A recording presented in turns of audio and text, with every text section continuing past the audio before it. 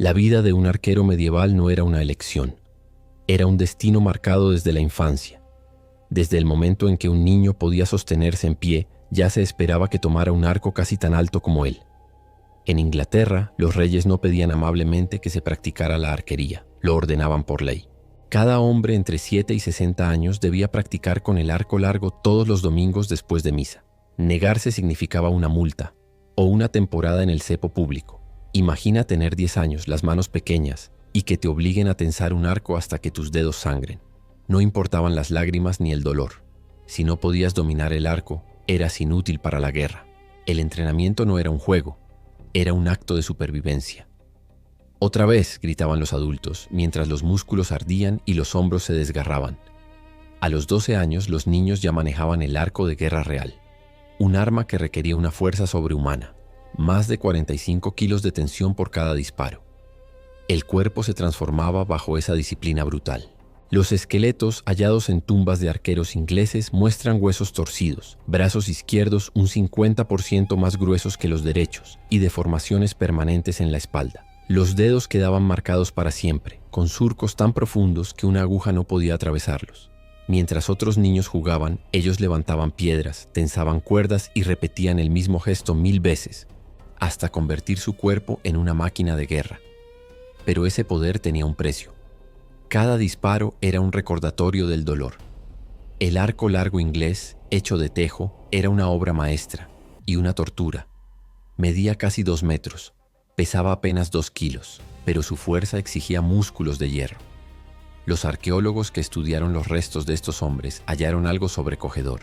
El cuerpo de un arquero no envejecía, se desgastaba. Las articulaciones colapsaban, los tendones se rompían y la artritis los acompañaba hasta la tumba. Y aún así, seguían disparando. El arco no era solo su arma, era su condena, su compañero, su cruz. Muchos lo llamaban mi esposa, entre amor y odio, porque les daba poder en la guerra, pero les robaba la vida poco a poco. Así comenzaba el camino del arquero medieval, un niño sin elección moldeado por el dolor, destinado a tensar la cuerda hasta que el cuerpo ya no respondiera. En aquel mundo de barro, sangre y hierro no sobrevivían los más nobles, sino los más tercos. Ser arquero en la Edad Media no solo era dominar el arco, era cargar el peso de la guerra incluso antes de verla. Cuando el rey llamaba a sus hombres no había opción. El arquero debía abandonar su hogar con el cuerpo ya marcado por los años de práctica. Y lo que le esperaba era peor que cualquier entrenamiento. La marcha comenzaba antes del amanecer. No había café, ni descanso, ni pan fresco. Solo agua fría, pan duro y el eco de las órdenes. 20 millas por día, a veces 30, cargando hasta 35 kilos de equipo. Era una procesión de hombres agotados, cruzando caminos que eran más barro que tierra. Los pies, sin botas acolchadas, sangraban dentro del cuero. Cuando el calzado se rompía, lo reemplazaban con trapos o trozos de piel arrancados del campo de batalla. La lluvia era su enemiga más cruel. El agua ablandaba las cuerdas del arco, oxidaba las puntas de flecha y convertía el camino en un pantano. Las noches frías los encontraban dormidos en el suelo, envueltos en sus capas empapadas, esperando que los insectos no fueran peores que el enemigo. Solo los nobles tenían tiendas. Los arqueros dormían bajo el cielo, rezando a un dios que parecía más lejano con cada paso. El equipamiento era una tortura silenciosa. El arco de casi 2 metros pesaba poco, pero lo suficiente para volverse un castigo después de millas de marcha. Las flechas, 60 o más, se llevaban en el cinturón o clavadas en el suelo cuando paraban. A veces las guardaban en las botas o en improvisadas bolsas hechas de lino y grasa animal. Un descuido y la cuerda se mojaba. Eso podía significar la muerte. Por eso cada arquero llevaba 3 cuerdas de repuesto envueltas en cera y escondidas bajo el casco, o incluso en lugares que la dignidad prefería no mencionar, porque mantenerlas secas era una cuestión de vida o muerte. El cuerpo, ya deformado por el entrenamiento, sufría con cada paso. Los hombros cargando bolsas de flechas, comida, armas secundarias, hachas, dagas o martillos, dolían como si cada músculo se incendiara. El humor se perdía pronto.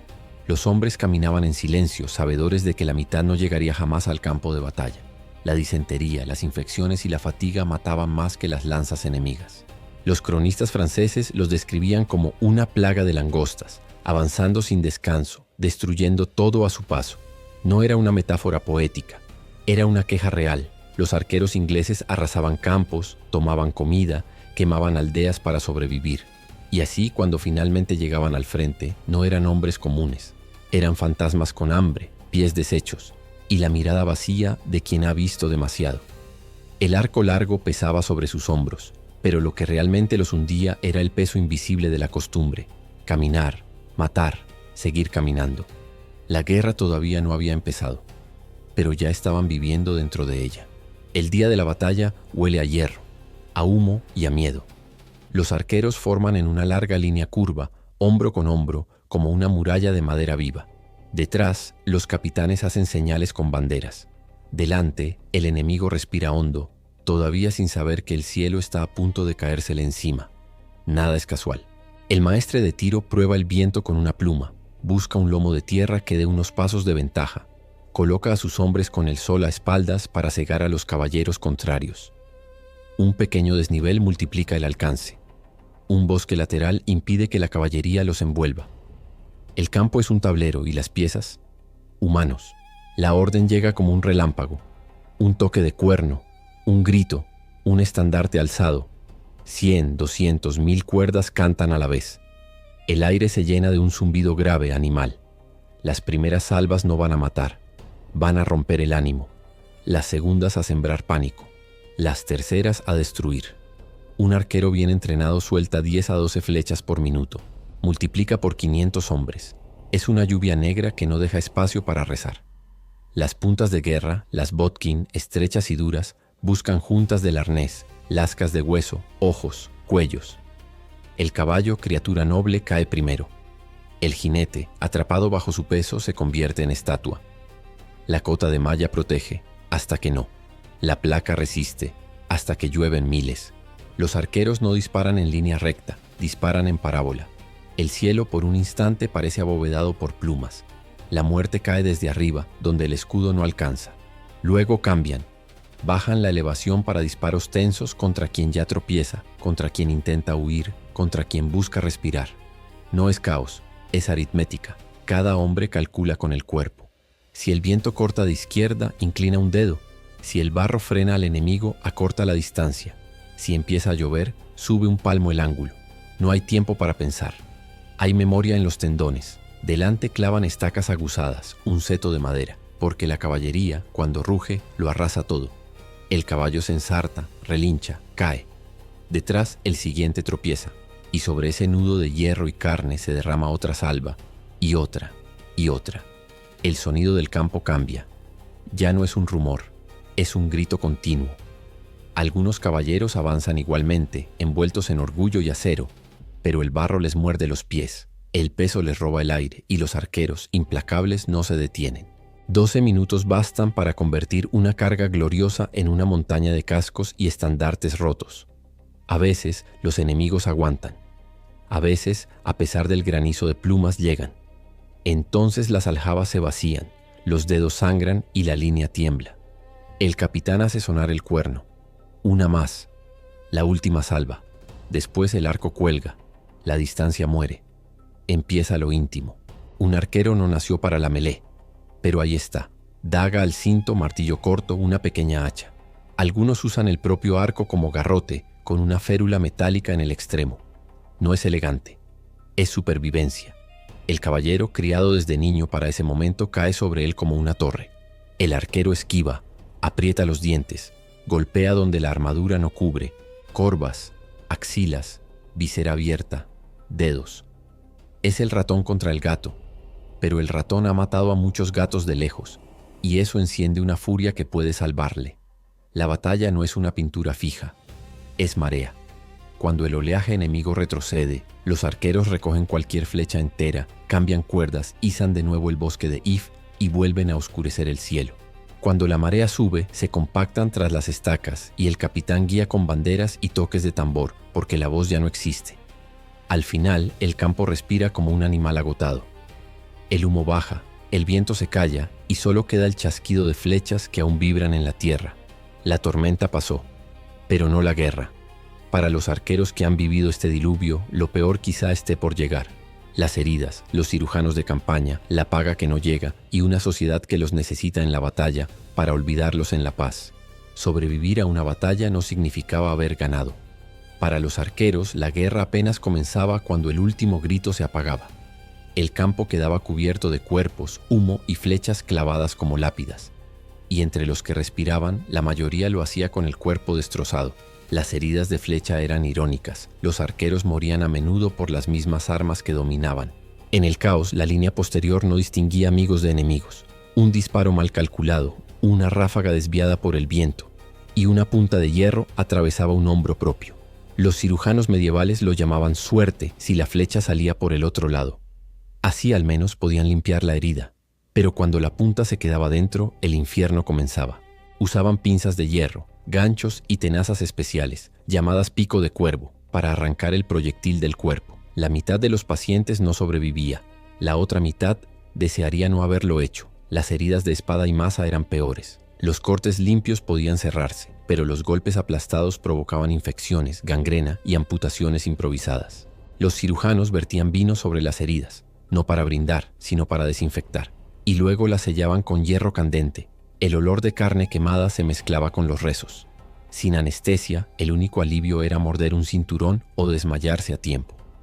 Los hospitales de campaña eran trampas mortales. Cuerpos hacinados en paja húmeda, sangre que se mezclaba con pus, moscas revoloteando sobre heridas abiertas. No había concepto de higiene. Los médicos creían que el aire podrido, no las bacterias, causaba las infecciones. Curaban con miel, con hierbas y a veces con excremento animal. La superstición pesaba más que la ciencia. Muchos morían días después de sobrevivir a la batalla, consumidos por fiebre o sepsis. Un arquero que perdía una mano, un dedo o un ojo, perdía su vida laboral. Sin mano no hay arco. Algunos, desesperados, se mutilaban a propósito para no ser llamados de nuevo al servicio. Se cortaban un dedo para declararse inútiles ante el rey. Era la única forma de evitar otra campaña que los mataría lentamente. Los pocos que lograban regresar a casa no encontraban gloria. Solo cicatrices, dolores y silencio. El reino no ofrecía pensiones, ni compensaciones, ni agradecimientos. Un pago único, unas monedas y el olvido. Los héroes de Agincourt, de Crecy, de Poitiers, morían en la pobreza, en camas frías, con las manos deformadas que una vez lanzaron la muerte con precisión. Y aún así, cuando la corona los volvía a llamar, muchos regresaban.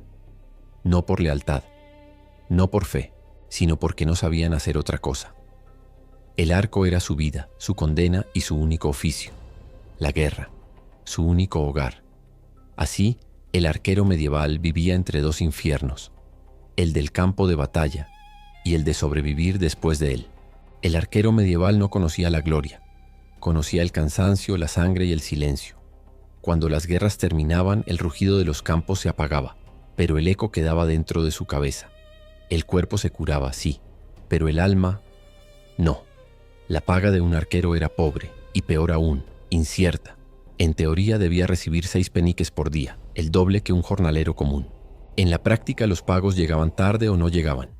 El tesoro del rey se agotaba, los contables desaparecían y los hombres que habían servido con honor se quedaban sin pan.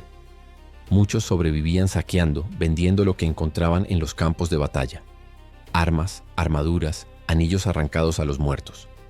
Era el único botín que conocían, la única forma de mantener a sus familias mientras el reino fingía no verlos. Durante las pausas entre campañas, trabajaban en lo que podían: carpinteros, herreros, campesinos, posaderos.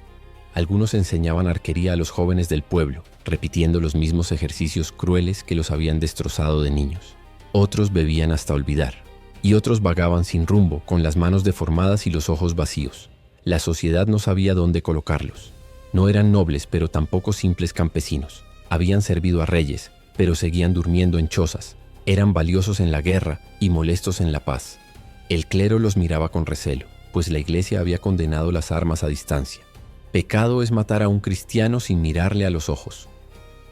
Así, muchos arqueros morían temiendo que ni siquiera Dios los perdonara. Los cronistas de la época los describían como rudos, groseros, violentos. Los nobles los despreciaban, pero también los temían. Un campesino con un arco puede matar a un caballero desde lejos. No hay honor en eso, escribía un francés con amargura. Era el mayor cumplido posible. El miedo de los poderosos era su única corona. En los pueblos, los niños los miraban con una mezcla de fascinación y horror. Las madres escondían a sus hijos cuando llegaban los reclutadores del rey. Los padres resignados los ofrecían igual, porque en un mundo donde todo podía arder, ser arquero al menos daba una oportunidad de sobrevivir. Las mujeres los amaban con precaución. Sabían que un arquero siempre estaba de paso. Hoy marido, mañana recuerdo. En algunas aldeas, las viudas eran tantas que se decía: donde se entrena el arco, el amor muere temprano. Y así, siglo tras siglo, los arqueros desaparecieron de la historia. Los cañones sustituyeron a los arcos, los ejércitos cambiaron y sus nombres se borraron. Pero sus cuerpos quedaron: huesos torcidos, hombros deformados, dedos arqueados. Cada uno testimonio silencioso de una vida dedicada a una cuerda y una flecha. No hubo estatuas, no hubo canciones. Solo el viento que silba entre los campos donde alguna vez llovieron flechas. Allí, tal vez, si escuchas con atención, puedes oír aún el suspiro de aquellos hombres que tensaron el cielo. Honor y olvido. Dos palabras que en la Edad Media significaban lo mismo.